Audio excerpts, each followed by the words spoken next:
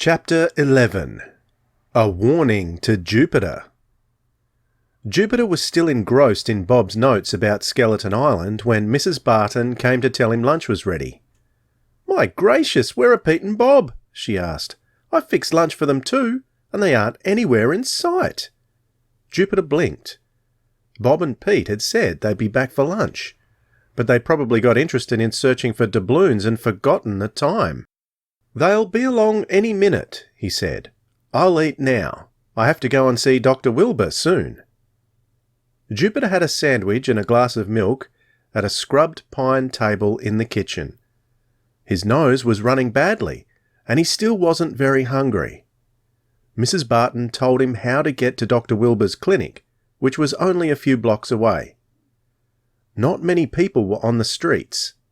He walked past rows of colonial-style houses, many of which needed paint badly. He also passed a number of vacant stores with "For Rent" signs in the windows. Empty stores are usually a good sign that a town is having hard times, and business in fishing ports seemed very bad indeed.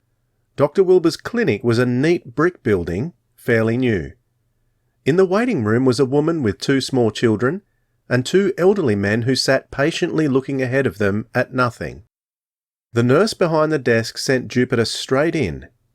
He found himself in a combination office and examination room, with a desk at one end and an examining table and white cabinet full of medicines at the other.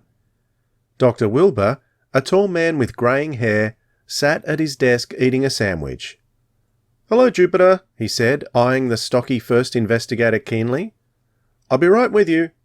He took a swallow of coffee from a thermos and stood up. Rapidly and efficiently, he examined Jupiter's nose, throat and ears, listened to his heartbeat, tapped his chest, and took his blood pressure. He said a few minutes later. "You seem to have a bad cold. Probably the sudden change of climate from California." He got some white pills from the medicine cabinet, put them in an envelope and handed them to Jupiter. "Take 2 of these every 4 hours for the next 2 days, he said. "Get plenty of rest and stay out of the water. I'm sure you'll feel a lot better soon." "Excuse me, sir," Jupiter said. "Can you spare me enough time for a few minutes' talk? I mean, if you're not too busy." "Have to finish my lunch," the doctor said, giving him another sharp look. "We can talk until then." He crossed to his desk and sat down again. "All right, shoot," he said. "What do you want to talk about?" "Well, I'm just trying to get all the information I can," Jupiter said. "Since you own Skeleton Island, where the movie company has been having so much trouble—" "Skeleton Island!" Dr. Wilbur exclaimed. "I'm getting sick of hearing the name. That poor Sally Farrington was too nice a girl ever to become a ghost." "Then you don't believe in the ghost these fishermen say they've seen?" Jupiter asked. "I do not. Those fishermen are an ignorant, superstitious lot.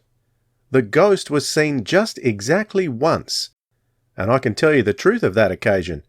It was a silly practical joke by some very foolish pranksters. I was a young man at the time. The island belonged to my father, and I made it my business to find out. I know who it was. 3 boys who have since moved away. They rowed out to the island, started up the merry-go-round, and one of them put on a white sheet. They waited until the lights and music had attracted investigators from town, then they left, rowing away in the darkness on the far side of the island. However, they never would admit it, and I couldn't prove it. I told people it had been a prank, but everyone preferred to believe in the phantom. Ghosts are much more exciting to believe in than practical jokers." Jupiter nodded. Dr. Wilbur's story sounded like the truth. "Once a wild story like that gets started," the doctor said, "you can never kill it. From time to time thereafter, people claim to have seen the phantom. The story was partly responsible for Pleasure Park's closing, but only partly. The truth is, another amusement park was built near Melville, and it was newer and more convenient. My father didn't have the money to complete it, so eventually he had to close. When he died, I inherited the island. I couldn't sell it, And there was no point in reopening the park, so I've simply let it sit there. It's never made a cent all these years, until you people came along and offered to rent it for your movie. And Dr. Wilbur looked at Jupiter from beneath bushy eyebrows, you really are making a movie. People seem to think you have a clue to a vast pirate treasure hidden on the island and are hunting for it. No, sir, Jupiter shook his head. That's just a story, like the story about the ghost. I rather hoped it was true, because if you found any treasure, it would probably belong to me, being my island. No, sir, we're not looking for treasure. Everybody says any treasure hidden there was found years ago. Of course it was, and I believe you. But people aren't rational about treasure. They'll believe anything. Dr. Wilbur, Jupiter asked, why do you think some of the local people are trying to keep us from making a movie on your island? Because that's what I think is happening. The doctor said again, and poured himself some more coffee. If they think there's treasure, they're trying to chase you away before you find it. Or they may just be trying to steal some of your equipment. You know, many folks around here are terribly poor since the oyster fishing went bad. Or it might be the mean streak some of the fishing people have. They may think it fun to plague you Hollywood people. 3 possible reasons. Take your choice. It seems hard to understand, Jupiter said, frowning. Trying to solve the mystery, eh? The doctor smiled. Understand you're sort of a whiz of a boy detective. I wouldn't say that, sir, Jupiter answered modestly, though he did have a pretty good opinion of himself. My friends and I have done some detection. Here's our card. He handed Dr. Wilbur one of the 3 investigators' business cards. It read, The 3 investigators. We investigate anything. ? First investigator, Jupiter Jones. Second investigator, Peter Crenshaw. Records and research, Bob Andrews. The question marks, Jupiter explained, are our symbol. They stand for questions unanswered, mysteries unsolved, enigmas of all sorts that we attempt to unravel. Dr. Wilbur smiled. Pretty highfalutin, he remarked. But I like to see a boy with confidence in himself. Tell me, why do you suppose Sam Robinson deliberately marooned you on the hand when you got there? To scare us, I think, Jupiter said. To make us want to go back to Hollywood. Because somebody is afraid we might find out the reason why the movie company is being bothered so. That makes the mystery even bigger, sir. It can't be mere mischief. Dr. Wilbur shot him another keen glance. You have a point there, son. You're smarter than you look. Thank you. Tell me, sir, I understand that stories about the ghost of the merry-go-round died out for many years, then suddenly began again 10 or 15 years ago. Can you tell me just when? Let me see now. The doctor stroked his chin. I began to hear them just after I moved into this building. That was about 10 years ago. Yes, that would be it. The ghost stories started up 10 years ago and have been pretty thick ever since, at least among the more uneducated people in town. Why do you want to know? I'm not sure, Jupiter confessed, but anything might be important, sir. Thank you very much. I guess I've taken up enough of your time. Not at all. The doctor stood up. Going to be very interested if you find any answers.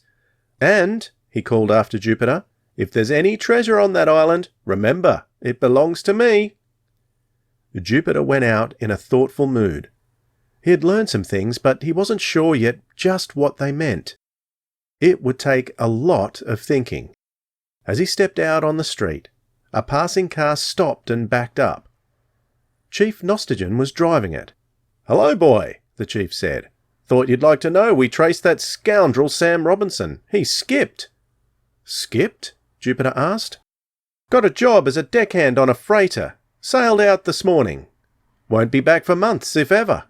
Did say, though, one friend reports, he did it just for a joke. Because you lads came here with such big reputations. Can't say I swallow that." "I don't either," Jupiter answered. Well, that's all we've learned, the chief said. I'll be in touch with you folks if we get anything more. And he drove off. Jupiter continued towards Mrs. Barton's boarding house in a thoughtful frame of mind.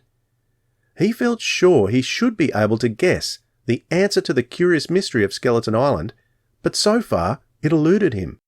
He hardly noticed his surroundings until, as he was passing a tavern, a tall, thin man stepped out in front of him and barred his way. Jupiter had to stop to avoid bumping into him.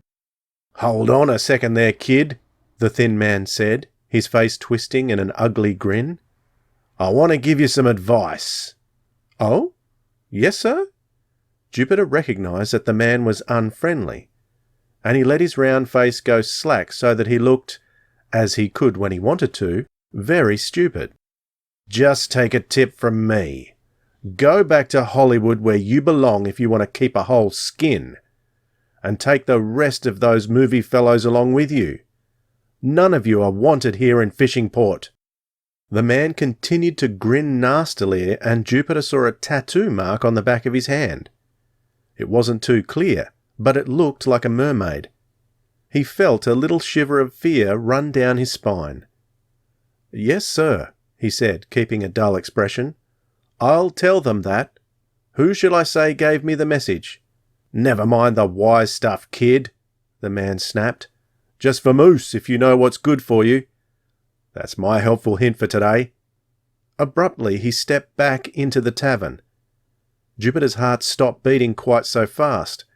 Slowly he walked on towards Mrs. Barton's. It certainly seemed he'd been right about one thing. Someone was very determined to drive the movie company away from Skeleton Island.